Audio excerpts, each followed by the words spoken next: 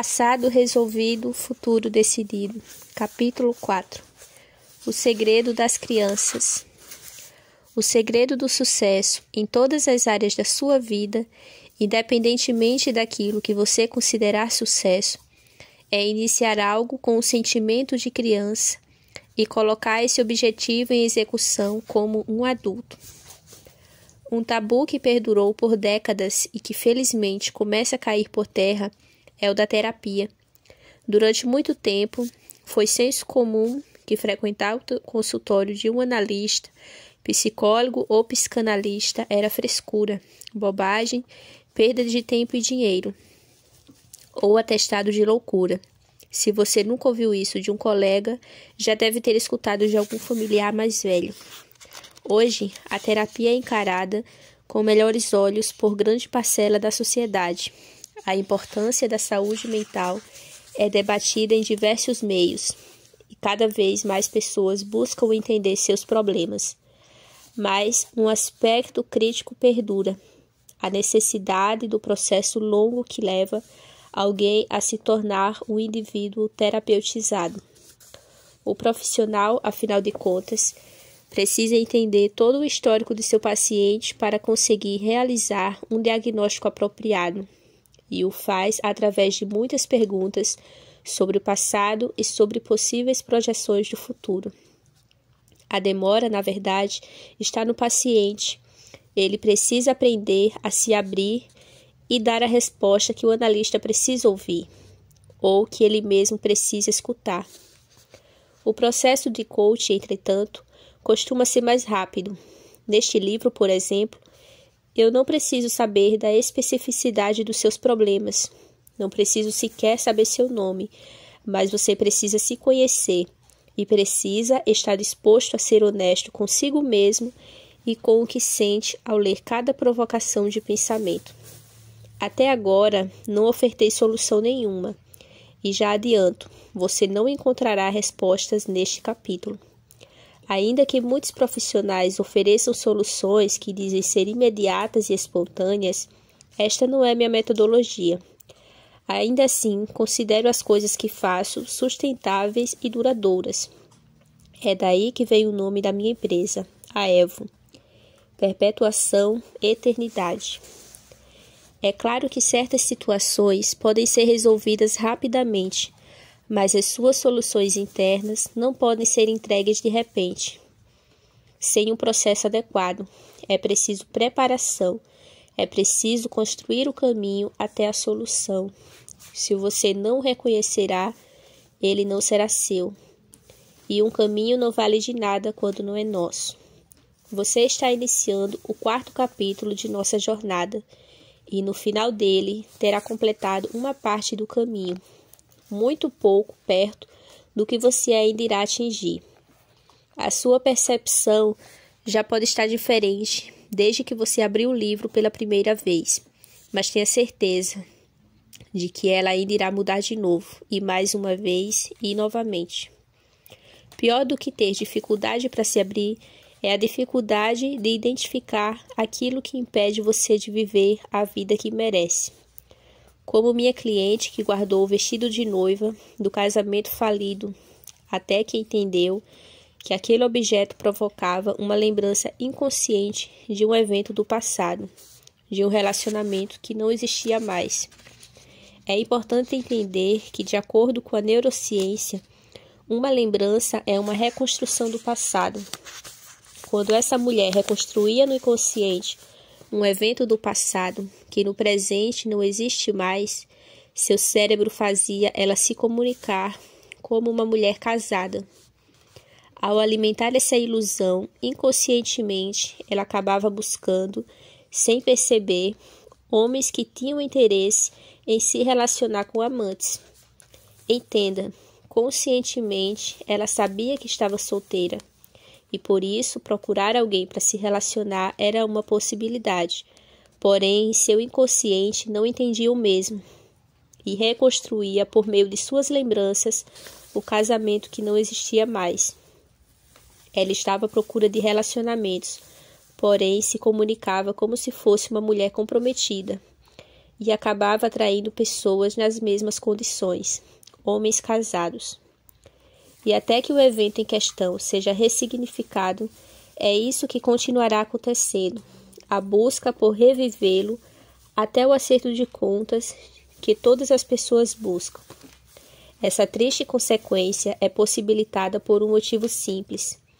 Ainda que ela não verbalize, ou seja, assuma essa busca, seu corpo faz.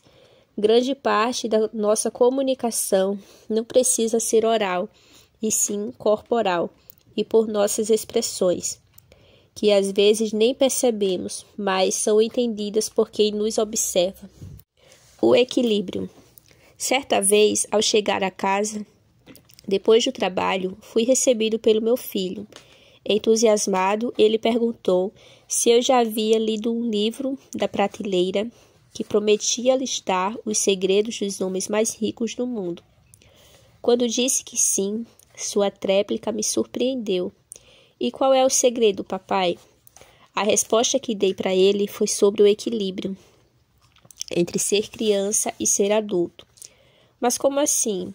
Bem, antes disso, é necessário entender o que eu quero dizer quando falo dos conceitos de ser criança e ser adulto. Como é característico da nossa abordagem aqui, estou falando do comportamento da mente. Você acha que crianças e adultos pensam do mesmo jeito? Há 4 características inerentes às crianças que você precisa reconhecer. Emoções. Crianças são, em regra, mais emotivas, sem muito discernimento das coisas, nem a capacidade de compreender a importância da razão na hora de decidir ou negociar algo. Deixam que seus sentimentos, ainda mal compreendidos por elas, liderem as decisões. As crianças são emotivas, pois ainda não estão condicionadas a administrar suas reações. Essas emoções são a porta de entrada para seus sonhos. Sonhos. Policial, bombeiro, advogado, médica. Pergunte a qualquer criança o que ela quer ser quando crescer e prepare-se para respostas que irão surpreender e irão mostrar como a imaginação dos pequenos desconhece limites. E esses sonhos estão pavimentados em um único desejo: desempenhar uma atividade. Desempenhar atividades. Quando uma criança demonstra o desejo de ter uma profissão, o faz simplesmente pelo desejo de executar aquelas tarefas. Esse desejo quase sempre é motivado por uma característica muito especial: o altruísmo. A criança enxerga no que quer que ser o que ela será dentro do tecido social, como colaboradora do mundo. Ajudar os outros. Uma criança quer trabalhar como bombeiro para salvar gatinhos de árvores e salvar a vida de pessoas em incêndios. Uma criança deseja ser policial para proteger os outros e enfrentar o mal. Uma médica deseja salvar os outros de doenças e acidentes. Tudo tem a ver com ajudar o próximo, uma demonstração incontestável da bondade que reside no coração dos pequenos. Isso é o que existe de claro sobre as crianças. E analisando os adultos, também podemos enxergar alguns padrões. A maioria dos adultos também compartilha 4 características peculiares. Razão. Conforme crescemos, percebemos que precisamos pensar antes de agir, e agir baseados em uma série de regras e preceitos que aprendemos com o tempo. Nós entendemos a relação entre causa e consequência em longo prazo. Se você jantar sorvete, poderá ficar desnutrido e doente, por exemplo. Isso, em tese, nos traz maturidade. Maturidade nos faz ponderar e analisar meticulosamente o que vem pela frente. É o que nos permite agir com mais precisão e não cometer erros que poderiam ser evitados facilmente. É com maturidade, por exemplo, que aprendemos a moldar nosso estilo de comportamento frente a diferentes necessidades. Quando coloco os pés dentro de casa, Preciso agir de uma maneira específica com minha esposa e de uma forma diferente com cada um de meus filhos. É a maturidade que permite essa flexibilidade e inteligência emocional. Isso tudo, é claro, para que possamos encontrar as recompensas que desejamos. Eu acredito que maturidade pode ser conceituada como a capacidade de mudar seu estilo, sem mudar quem você é. Recompensa. É comum um adulto, ao procurar uma oportunidade de emprego, se motivar com os benefícios e salários apresentados. Ninguém trabalha simplesmente por trabalhar. Se fosse assim, você não se importaria se o seu chefe jamais pagasse o salário no final do mês. Trabalhamos, acima de tudo, por um propósito, vocação, mas também para ganhar dinheiro. Ganhamos dinheiro porque, enquanto adultos, precisamos suprir necessidades. Suprir necessidades. Uma necessidade não suprida influencia diretamente sua capacidade emocional de fazer escolhas assertivas. Se você não entendeu o que isso tem a ver com a pergunta de meu filho, não se preocupe, a resposta é simples. O segredo do sucesso dos homens mais ricos do mundo é o equilíbrio entre a criança e o adulto, porque os bilionários e bilionárias citadas no livro eram, em sua grande maioria, crianças com muita emoção, capazes de sonhar com uma atividade profissional que, executada por eles, iria ajudar pessoas. Eles levaram isso para a idade adulta e, com muita racionalidade e maturidade, fizeram dessa atividade algo que poderia trazer recompensas capazes de suprir suas necessidades. O segredo do sucesso em todas as áreas da sua vida, independentemente daquilo que você considerar sucesso, é iniciar algo com um sentimento de criança e colocar esse objetivo em execução como um adulto. O problema é que a maioria das pessoas inicia algo já como um adulto, cheio de limites, imposições e barreiras, acreditando que nada é possível nem alcançável. Quando você executa, iniciando com limites e concluindo com limites, não poderia ser diferente. Seu resultado é limitado. Iniciar algo é definir metas, e as pessoas com mais facilidade para definir metas são mais emocionais. Olhe para si mesmo e pergunte: onde está aquela criança sonhadora? O menino que assistia o Super-Homem na TV e saía correndo pela casa com uma cueca por cima da calça. A menina que brincava de médica sozinha, imaginando descobrir a cura para uma série de doenças também imaginárias. O bombeiro, a policial, que faria o mundo mais feliz e seguro. Em outra ocasião, meu filho falou que queria ser palhaço. Sabe o que eu fiz? Incentivei-o. Disse que ele começaria em um circo qualquer e, depois de pouco tempo, abriria o seu próprio centro de espetáculos, tornando-se mais bem-sucedido que os criadores do Circo de Soleil. Se você acha que a profissão de palhaço não dá futuro, perceba que o palhaço adulto é o comediante que nos faz rir. E se você fizer uma pesquisa na internet sobre comediantes famosos ao longo da história, verá que são muitos os que fizeram sucesso sendo palhaços. Semanas depois, ele queria ser cozinheiro. Corrigiu-o, chefe de cozinha, e disse que seu restaurante seria tão famoso e que uma de suas unidades ficaria em Paris, na França. E ele, com toda a sua inocência, disse: papai, igual do filme Ratatouille? E eu rapidamente disse: isso mesmo, filho. O sonho de uma criança com maturidade de um adulto resulta em sucesso absoluto. O problema dessa falta de compreensão mora na incapacidade de perceber que crianças não sabem nomear profissões. Em uma viagem, conheci um rapaz que era dono de uma empresa que reciclava papel.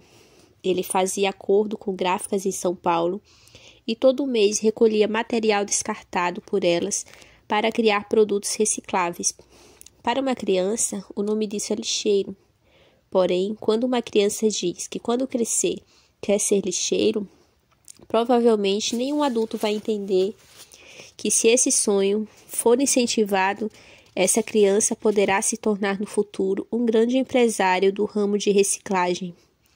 Por não entender os sonhos de uma criança e julgar com suas próprias limitadas experiências, os adultos costumam destruir com seus comentários qualquer tipo de sonho que saia do padrão de sucesso financeiro já observado por eles.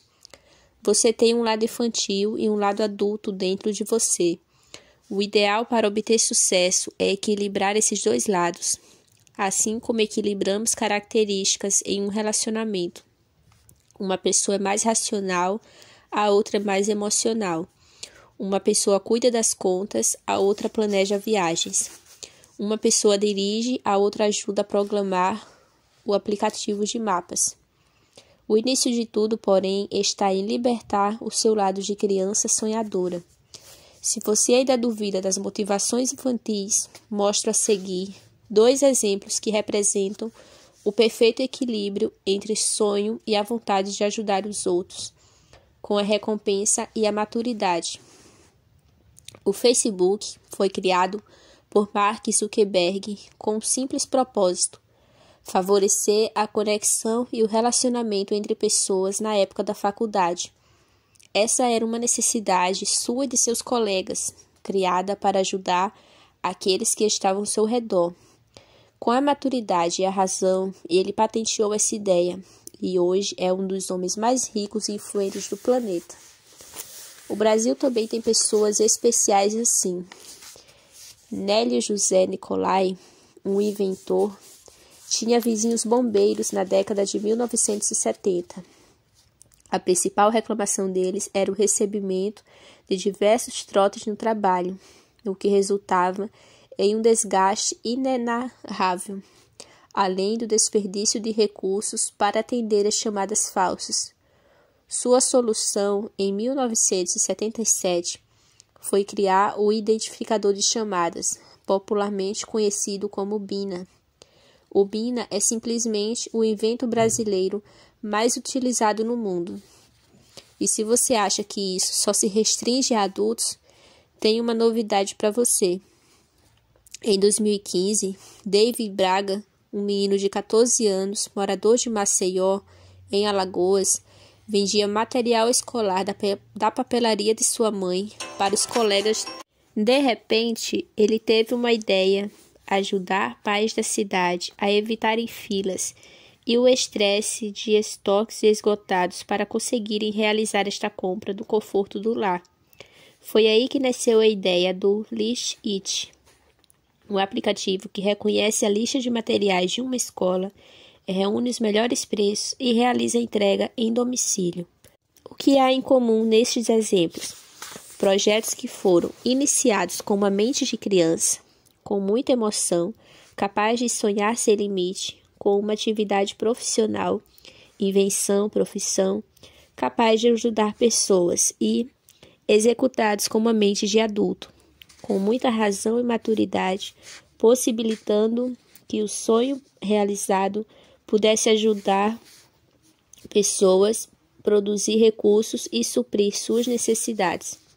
Uma prova de que sonhos podem ser rentáveis e, mais ainda, que a maturidade, como você já descobriu alguns capítulos atrás, não vem com o tempo. O mal das roupas largas. Calma, este livro não irá de repente transformar-se em um manual de moda, ainda que essa não seja uma má ideia.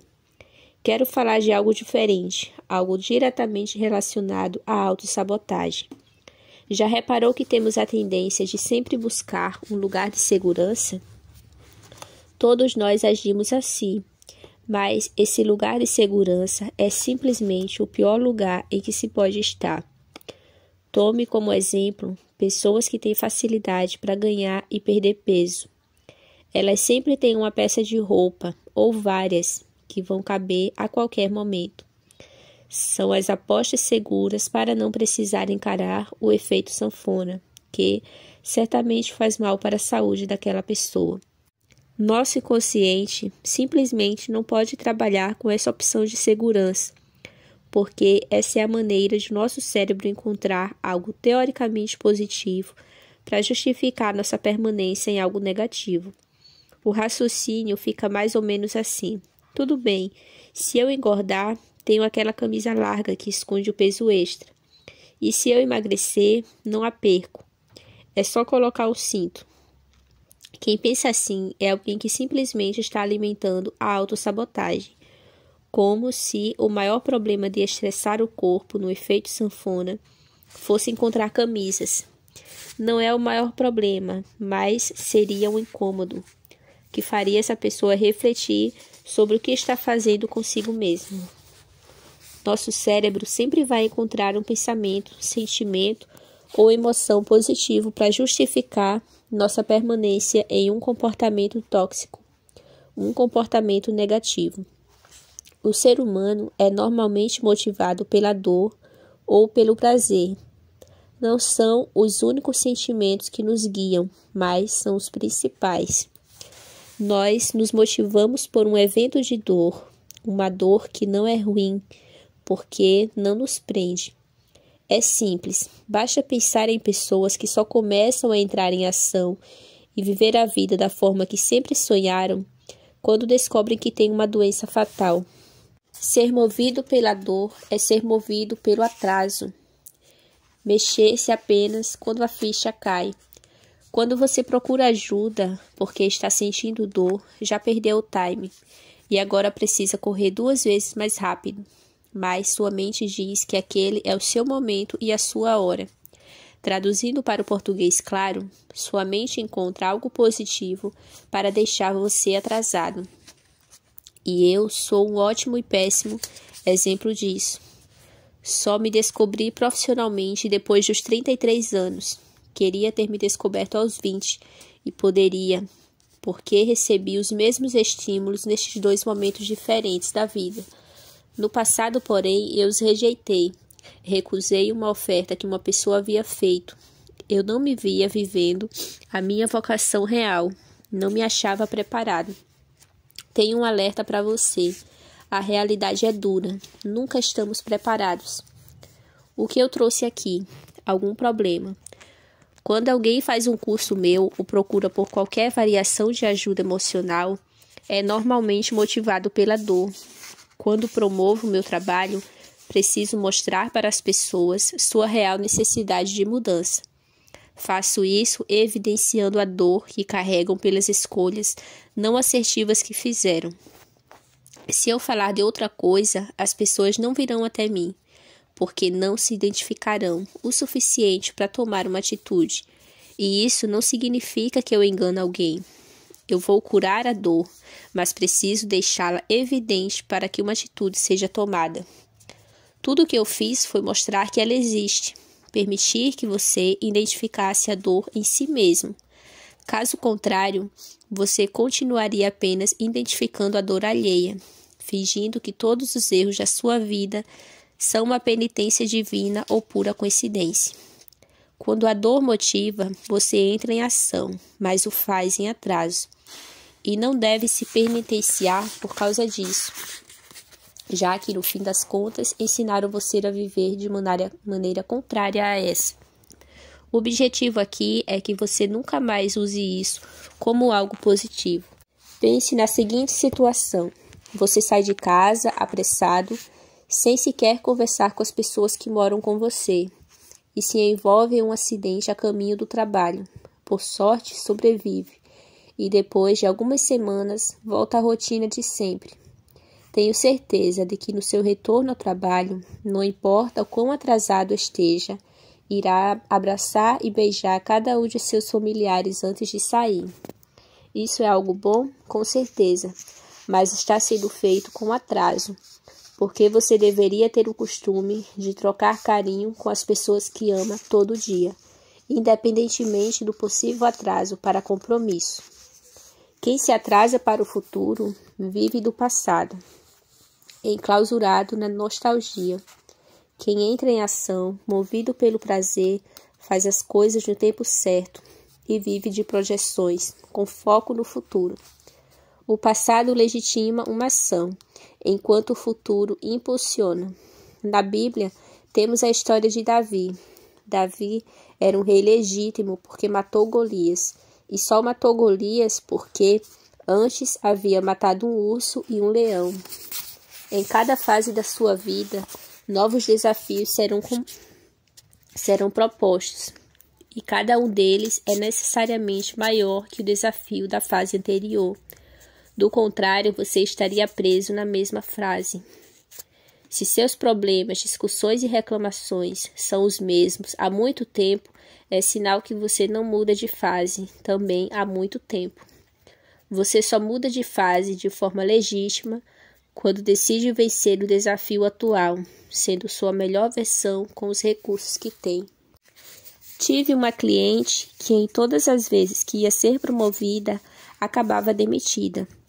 Todos na empresa sabiam que ela era a pessoa mais bem capacitada e preparada para assumir um cargo de maior responsabilidade e remuneração, mas, no último instante, ela acabava perdendo o emprego e metendo os pés pelas mãos de uma forma que não condizia com sua competência. Autossabotagem pura. No decorrer de nosso atendimento, ela percebeu que tinha um problema não resolvido com a mãe, e por conta disso, acabou passando de fases sem resolver o que a acometia, alimentando uma crença inconsciente de que não merecia aquele reconhecimento. Mudar de fase sem vencer o desafio da fase anterior nada mais é que um plano de fuga. Isso vai tirar toda a sua legitimidade para vencer na fase seguinte. E caso vença, será mediante muito esforço, porém com uma sensação de não merecimento. Você não pode pular etapas em sua vida. Gosto muito de um versículo bíblico que diz: irai-vos e não pequeis, não se ponha o sol sobre a vossa ira. Efésios 4:26. Entendo com esse versículo que não é prudente deixar o problema de hoje para amanhã, o desafio da fase de hoje para a fase seguinte. A nossa mente escolhe, sem nos avisar, aonde iremos falhar, e minha cliente falhava na carreira porque ainda carregava o desafio não vencido da fase da qual ela fugiu. Exatamente isso. Quando você desiste de vencer na fase atual e parte para a fase seguinte, você está em fuga e certamente irá falhar nesta nova ou conquista seus objetivos com excesso de esforço. Nessas horas, não importa a graduação, doutorado em uma segunda ou terceira língua fluente. Isso é suficiente para você colocar em outras fases, mas não lhe permite vencer a anterior. Ressignificar é essencial para seguir em frente, desprendido da forte sensação emocional do passado. É preciso vencer os desafios que ficaram mal resolvidos no passado. É preciso ressignificar aquilo que nos impede de ter sucesso. E, acima de tudo, é preciso fazer, de tempos em tempos, uma limpeza no nosso armário. Roupas largas não fazem mais sentido na sua vida.